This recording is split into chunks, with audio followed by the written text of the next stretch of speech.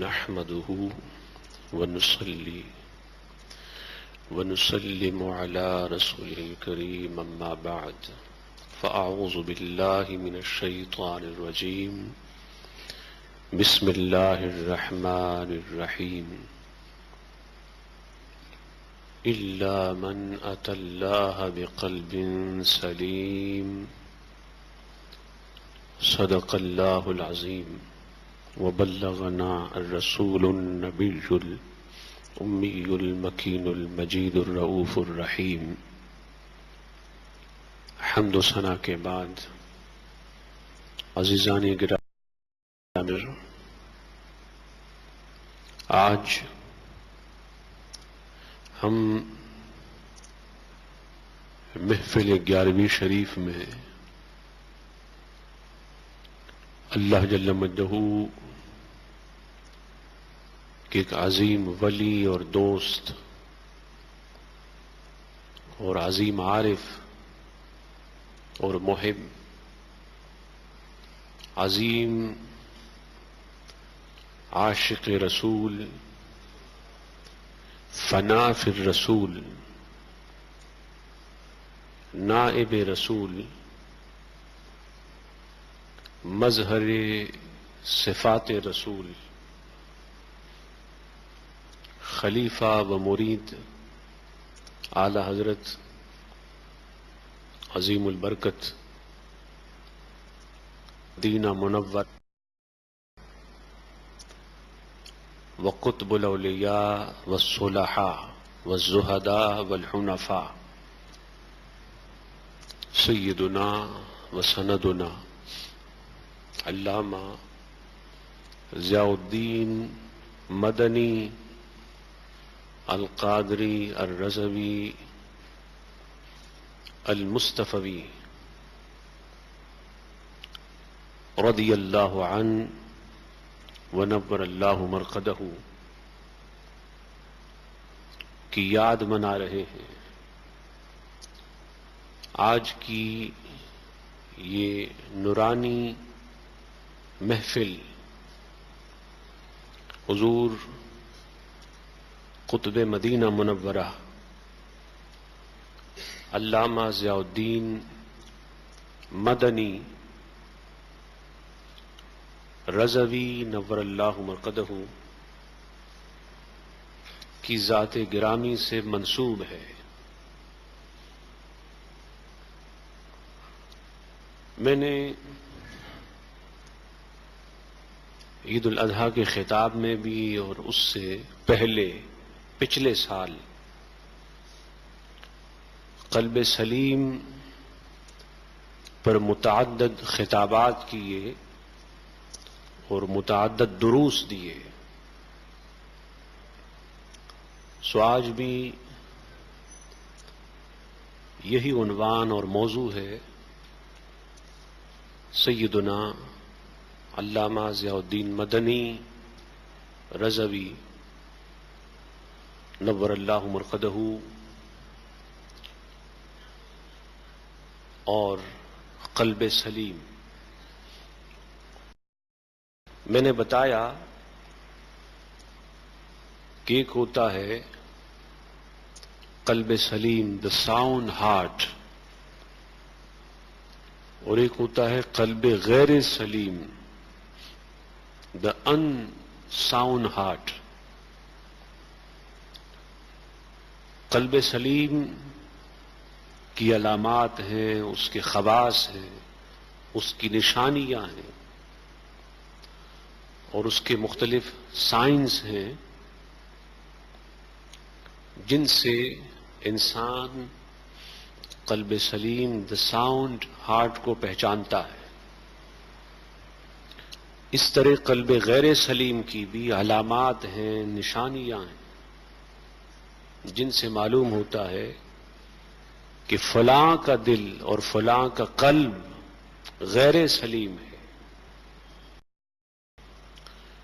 ان علامات میں سے اور ان نشانیوں میں سے جن سے معلوم ہوتا ہے کہ دل سلیم ہے، قلب سلیم ہے، ایک نشانی ہے الموت قبل الموت، مرنے سے پہلے مر جانا۔ ایک ہے الموت، مر جانا، دنیا سے چلا جانا، دنیا سے الگ ہو جانا، عالم برزخ میں منتقل ہو جانا، اور ایک ہے الموت قبل الموت،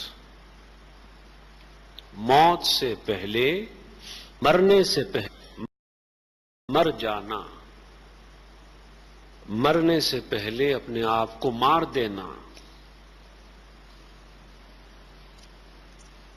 یہ تو آپ جانتے ہیں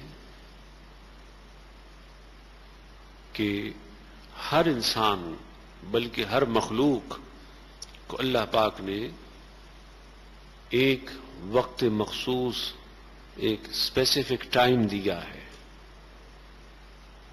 جینے کے لیے، زندگی گزارنے کے لیے، زندگی بسر کرنے کے لیے۔ جب اس کا وہ ٹائم مکمل ہو جاتا ہے تو پھر اس کے جسم سے روح نکال دی جاتی ہے، وہ مر جاتا ہے، وہ اس سے چلا جاتا ہے، رخصت ہو جاتا ہے، عالم برزخ میں ٹرانسفر ہو جاتا ہے، منتقل ہو جاتا ہے۔ یہ وہ موت ہے جس کو آپ بھی جانتے ہیں اور ہم بھی جانتے ہیں۔ لیکن اس موت کے علاوہ بھی ایک موت ہے جس کا کانسیپٹ اور تصور صوفیاء نے دیا ہے، عرفاء نے دیا ہے۔ وہ موت قلب سلیم کی علامات میں سے ہے، وہ موت قلب سلیم کے خواص اور کوالٹیز میں سے ہے، وہ موت جس انسان کو نصیب ہو جائے اسے خوش ہو جانا چاہیے کہ اسے اللہ جل مجدہ کی قلب سلیم ہوا ہے، اس کا دل سلیم ہو گیا، سالم ہو گیا، اور وہ حاملین قلب سلیم میں سے شامل ہو گیا۔ اللہ پاک نے اس کا شمار اپنے اولیاء میں کیا، اپنے دوستوں میں کیا، اپنے محبین میں کیا، اور وہ موت ہے الموت قبل الموت، مرنے سے پہلے مر جانا، مرنے سے پہلے اپنے آپ کو مار دینا۔ صوفیاء نے فرمایا موتو قبل ان تموتو، لوگوں مرنے سے پہلے مر جاؤ،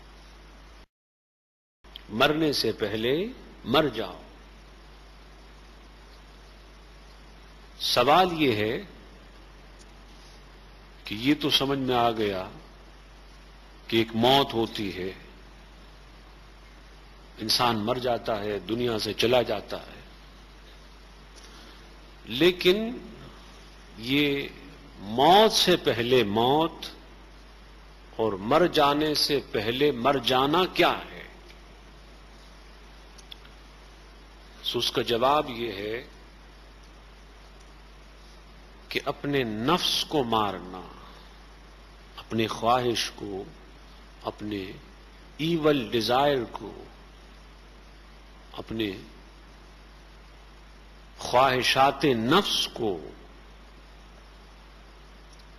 خواہشات نفس کو مارنا، یہ ہے مرنے سے پہلے مر جانا۔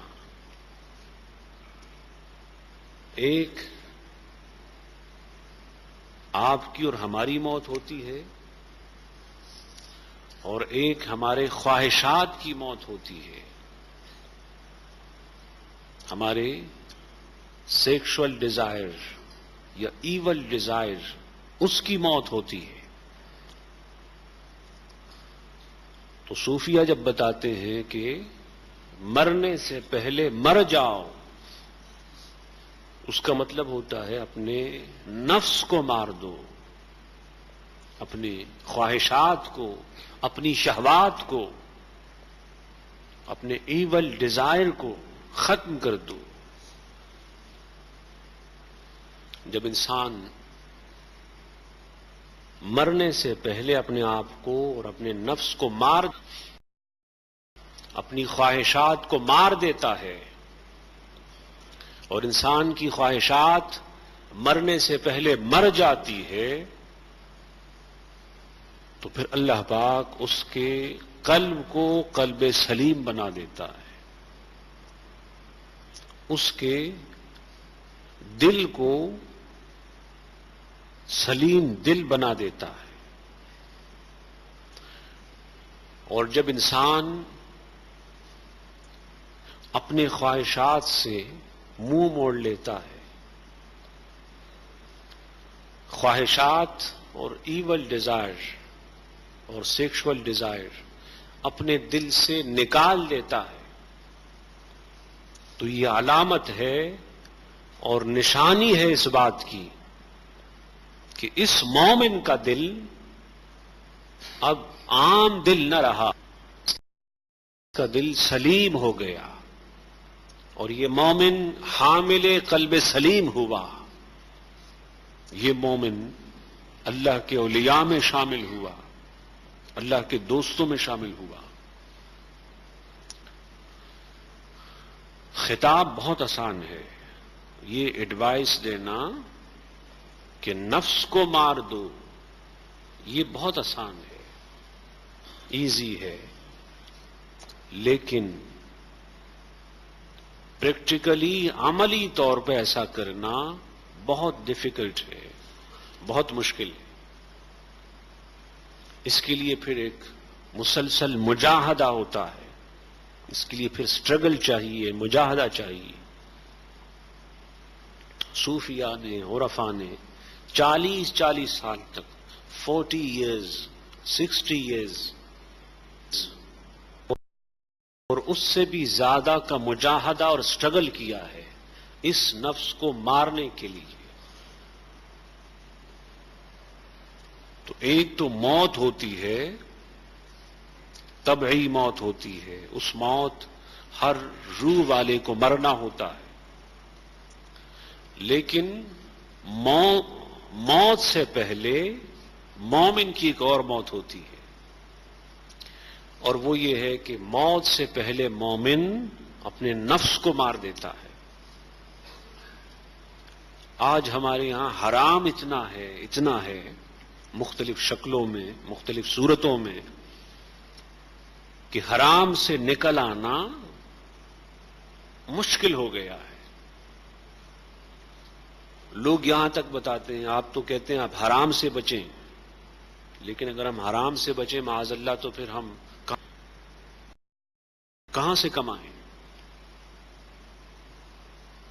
یہاں تک بجائے اس کے کہ اللہ کا شکر ادا کرے کہ اب بھی ایسے علماء اور ناصحین ہیں جو ہمیں نصیحت کر رہے ہیں، بجائے شکر کے وہ شکوہ کرتے ہیں۔ تو حرام سے نکل آنا یہ بھی ایک مجاہدہ ہے، یہ بھی ایک سٹرگل ہے۔ آج ہمارے گھروں میں سکون نہیں ہے، اطمینان نہیں ہے۔ آپ جانتے ہیں کہ پہلے کے لوگ جھونپڑیوں میں رہتے تھے، سکون ہوتا تھا، ان کی زندگیوں میں ایک مسرت ہوتی، خوشی ہوتی۔ آج ہمارے پاس گاہیں ہیں، دنیا کی ساری فیسلٹیز ہیں، سہولیات ہیں، لیکن سکون سے محروم ہے، اطمینان سے محروم ہے۔ وجہ کیا ہے؟ وجہ یہ ہے کہ ان کا کھانا پینا، ان کا کمانا کھانا حلال ہوتا تھا، اور آج ہمارے کھانے پینے میں ملاوٹ آ گئی، وہ خالص حلال نہ رہا۔ میں سب کی بات نہیں کر رہا، ایکسیپشن اور استثناء ہر جگہ ہوتا ہے۔ میں ان نادانوں کی بات کر رہا ہوں، ان لوگوں کی بات کر رہا ہوں کہ جب آپ نصیحت کرتے ہیں حرام سے نکل آنے کا، تو وہ بجائے آپ کی بات سننے کے آپ پہ تنقید کرتے ہیں۔ کیا آپ آ گئے ہمیں نصیحت کرنے والے؟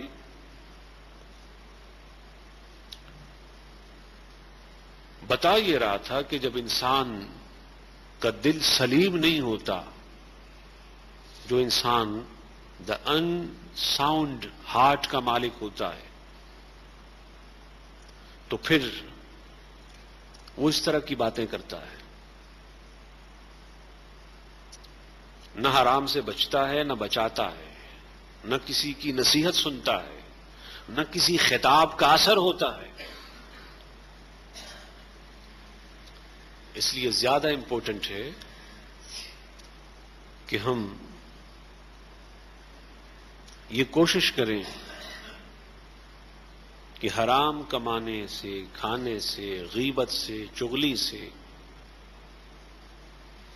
اور یہ جو ابھی کتاب میں سنا کہ کینہ کی جو بیماری ہے جس کو آپ غاکن کہتے ہیں، یہ اس وقت ہماری سوسائٹی کا ایک کینسر ہے، حسد ہے، جلیسی ہے، کینسر ہے۔ الا ماشاء اللہ ہر ایک اس کا شکار ہے۔ دل کی بیماریاں اس وقت پیدا ہوتی ہے جب دل سلیم نہ رہے، اور جب قلب سلیم ہو جاتا ہے تو پھر ساری بیماریاں نکل جاتی ہیں، ساری بیماریوں کا خاتمہ ہو جاتا ہے، اور دل حب الہی، حب مصطفی سے روشن اور منور ہو جاتا ہے۔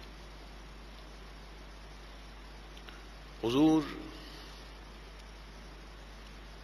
قطب مدینہ منورہ، حضور سیدنا علامہ ضیاء الدین مدنی الرضوی نور اللہ مرقدہ، ان عظیم اولیاء میں سے ہوئے جن کے دلوں کو اللہ پاک نے ہزارہا دلوں میں چن لیا تھا، اور یہ اس کی مرضی ہوتی ہے، وہ جس کے دل کو چاہتا ہے اپنے لیے چن لیتا ہے، اپنے لیے منتخب فرما لیتا ہے۔ پاکستان میں ان کی ولادت ہوئی، سیالکوٹ میں، وہاں پیدا ہوئے، پھر انڈیا تعلیم کے لیے تشریف لے گئے۔ ہر جمعرات کو جب طلباء کی چھٹیاں ہوتی تھیں تو حضور قطب مدینہ رضی اللہ تعالیٰ عنہ بریلی شریف جاتے تھے، جمعہ اعلی حضرت کے رات بھی جمعے کی وہیں گزارتے تھے، جمعہ پڑھ کے پھر جامعہ کی طرف، دارالعلوم کی طرف واپس آ جاتے۔ فارغ ہوئے، مکمل عالم ہونے کے بعد پھر عملی میدان میں آئے، بغداد شریف بھی حاضر ہوئے، 12 حاضر ہوئے۔ ایک موقع پر 4 سال بغداد میں عالم جذب میں رہے۔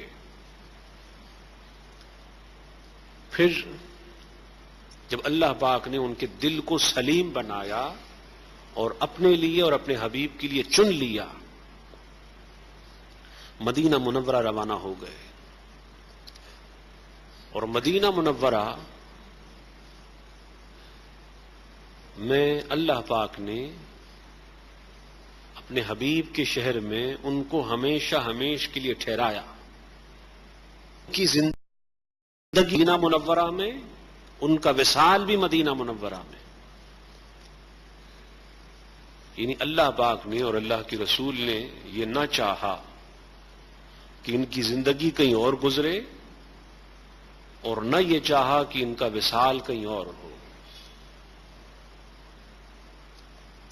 اس لیے پوری زندگی مدینہ منورہ میں بسر ہوئی، وصال بھی وہی ہوا.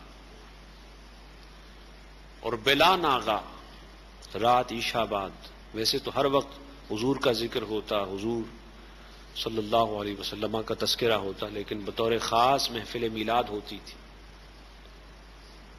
جس میں مختلف زبانوں میں، عربی میں، عربی کے علاوہ عجمی زبانوں میں حضور کی شان میں مختلف قصیدے پڑھے جاتے تھے. بالخصوص اعلی حضرت کا کلام سنایا جاتا تھا. شاید سننے والوں میں یا آپ میں ایسے خوش نصیب لوگ بھی ہوں جو حضور قطب مدینہ رضی اللہ تعالیٰ عنہ کی محفل اور مجلس میں حاضر ہوئے. ویسے تو حضور قطب مدینہ رضی اللہ تعالیٰ عنہ وہ عظیم ولی ہیں جنہوں نے موت سے پہلے اپنے آپ کو مار دیا تھا، جو موت سے پہلے مر گئے تھے، جو موت سے پہلے اپنے نفس کو مار چکے تھے. لیکن بطور خاص آپ کے وصال سے 2 ماہ پہلے بتانے والوں نے، آپ کے مریدین معتقدین نے بتایا کہ لگ یہ رہا تھا کہ حضرت 2 ماہ پہلے اپنے وصال سے میں منتقل ہو گئے تھے. اس طرح منتقل ہوئے کہ ان پر وہ کیفیات طاری تھی، ان پہ وہ حال طاری تھا جو کہ ایک عارف اور عاشق پر ہوتا ہے. لگ یہ رہا تھا کہ وہ ظاہراً دنیا میں ہیں اور باطناً کسی اور عالم میں ہیں. اکثر خاموش ہوتے، کبھی ہلکی آواز سے حضور پہ درود و سلام پڑھتے، کبھی استغفار پڑھتے، کبھی حسبنا اللہ و نعم الوکیل اس کا ورد کرتے، کبھی اللہ اللہ کی صدائیں بلند کرتے. یہ وہ ساری نشانیاں ہیں اس انسان کی قلب سلیم میں ہوتا ہے اور قلب سلیم کا مالک ہوتا ہے. پوری زندگی حضور علیہ السلام کی سنت اور شریعت کے مطابق بسر ہوئی، تاں کہ پھر ان کے وصال کا وقت بھی آیا. ذی الحج میں غالباً 4 ذی الحج کو وصال ہو گیا. اس وقت چونکہ حج کے لیے مختلف علماء عرب اور عجم کے موجود تھے، تو ہزارہا اہل عشق اور معرفت وہ ہوئے جو ان کی نماز جنازہ میں شریک ہوئے. زندگی تو تھی ہی خوبصورت، لیکن اس زندگی کا خاتمہ اتنا خوبصورت تھا، اتنا حسین تھا کہ ہم میں سے ہر ایک دعا کرتا ہے کہ مولا اسے بھی ایسی موت مل جائے. جنت البقیع کی تدفین، مدینہ منورہ کی موت، یہ اللہ کا عظیم انعام ہے، عظیم انعام ہے. وہ جسے چاہتا ہے انعام دے دیتا ہے، جسے چاہتا ہے نوازتا ہے، جسے چاہتا ہے منتخب کر لیتا ہے. یہ انسان کے بس میں نہیں ہے. ورنہ میں نے بتایا کہ ولادت پاکستان میں ہوئی، تعلیم اور دینی تربیت ہندوستان کی زمین پر وہاں ہوئی، اعلی حضرت کی بارگاہ سے پھر تمام اجازات اور خلافات وغیرہ اور مختلف اولیاء سے یہ ملا. بغداد بھی حاضر ہوئے اور وصال مدینہ منورہ میں ہوا. کہاں پیدا، کہاں وصال ہو گیا. اور یہ اس لیے ملا کہ وہ موت سے پہلے مر گئے تھے. مومن کو تو موت بعد میں آتی ہے، وہ اپنے آپ کو پہلے مار دیتا ہے۔ اپنے آپ کو مارنے کا مطلب میں نے بتایا، نفس کو مارنا، خواہش کو مارنا، شریعت اور سنت کے مطابق ہر وہ کام کرنا جس سے اللہ راضی ہوتا ہے، اللہ کے رسول راضی ہوتے ہیں۔ گویا وہ اعلی حضرت عظیم البرکت نور اللہ مرقدہ کہ اس شہر کے مستاق ہوئے، کام وہ لے لیجئے تم کو جو راضی کرے، ٹھیک ہو نام رضا تم پہ کروڑوں درود۔ انہوں نے زندگی بھر وہ کام کیا جس سے محبوب راضی ہو گئے۔ جب اپنے بچوں سے خوش ہوتے ہیں تو انعام دیتے ہیں، تو اس طرح حضور جب خوش ہوتے ہیں تو وہ بھی انعام دیتے ہیں۔ اور میرے حبیب کا سب سے بڑا انعام یہ ہے مومن کے لیے کہ اس کی موت حبیب کے شہر میں ہو جائے اور پھر تدفین جنت البقیع میں ہو جائے۔ وہ جنت البقیع جس میں حضور صبح و شام گئے ہیں، جس میں حضور بارہا حاضر ہوئے ہیں، وہ جنت البقیع جو آج بھی نور مصطفیٰ سے منور ہے، روشن ہے۔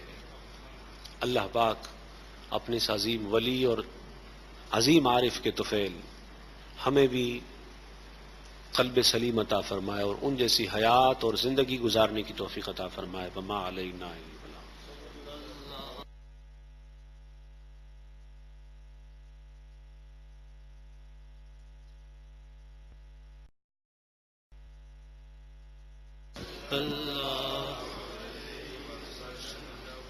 مصطفیٰ جانے